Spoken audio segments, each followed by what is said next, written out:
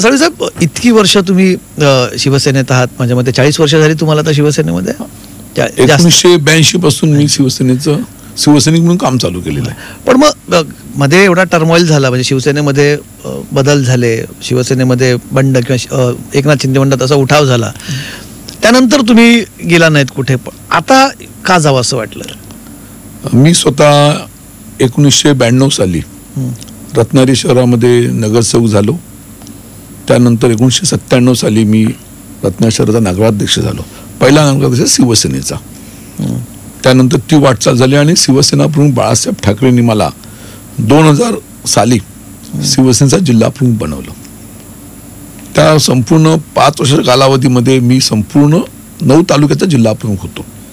त्या 9 तालुक्यामध्ये संघटना बांधणी, तिथली कामं करणं हे सर्व सुरू ठेवलं होतं.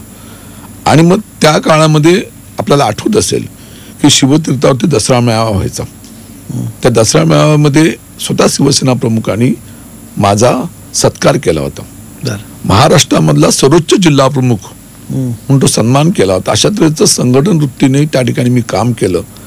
आणि 2006ची जी नारायण शिवसेना सोडून गेले, त्या काळामध्ये आमच्या इथले स्थानिक आमदार गणपत कदम शिवसेना सोडून गेले. आणि त्यावेळेला स्वतः बाळासाहेबांनी मला बोलवून मला राजापूर लांजाच्या विधानसभेच्या पोटनिवडणुकीची उमेदवारी दिली.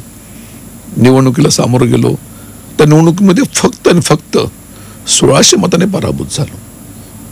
मग त्या कालावधीनंतर मी तिथंच काम चालू केलं. 2009 असेल, 2014 असेल, 2019 असेल, ह्या तिन्ही विधानसभा निवडणुकीमध्ये मला आमच्या जनतेने भरभरून मताधिकाऱ्यांनी निवडून दिलं आणि मी 3 टर्म त्या मतदारसंघामध्ये काम केलं. 2024 सालच्या निवडणुकीची एक वेगळी पार्श्वभूमी होती.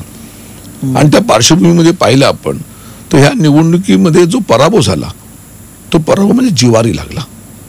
आतापर्यंत मी ज्या विधानसभा निवडणुका लढवल्या त्यामध्ये 2006चा पराभव तो त्या परिस्थितीमध्ये झाला होता. मी नौखा असेन, जिल्हा प्रमुख असलो तरी तिथल्या लोकांना मी नौखा असेन, नारायण राणेंचं त्यावेळेची असणारी तिथली सत्तेच्या अनुषंगाने असेल, संपर्क असेल, विकास काम असेल, दहशत असेल, आणि काही असेल, पण त्यानंतरचा पराभव तो तसा झाला. पण 2024 सालचा जो पराभव झाला, ह्या पराभवाची जबाबदारी मी स्वतः एकंदर अभ्यास केला. मी उमेदवारी देण्यापासूनची आहे, तर देण्यापासूनची जबाबदारी ज्यांनी घेतली होती त्या बाबतीमधले माझे प्रश्न होते. आणि 2024 सालच्या निवडणुकीमध्ये मला वाटलं होतं की 100% निवडून येणार हा मला विश्वास होता. पण पक्षातल्या लोकांनी त्यामध्ये म्हणून आपण गद्दारी केली. समोरच्या उमेदवाराला जाहीरपणे कळत न कळत त्यांच्या हस्तेपरस्ते सहकार्य केलं आणि म्हणून त्या निवडणुकीमध्ये माझा पराभव झाला. तो पराभव जिवारी लागला आणि म्हणूनच माझी संघटनेमधल्या अंतर्गत वादाची दुफळी दिसली मला आणि मी ठरवलं की आपण तर थांबायचं.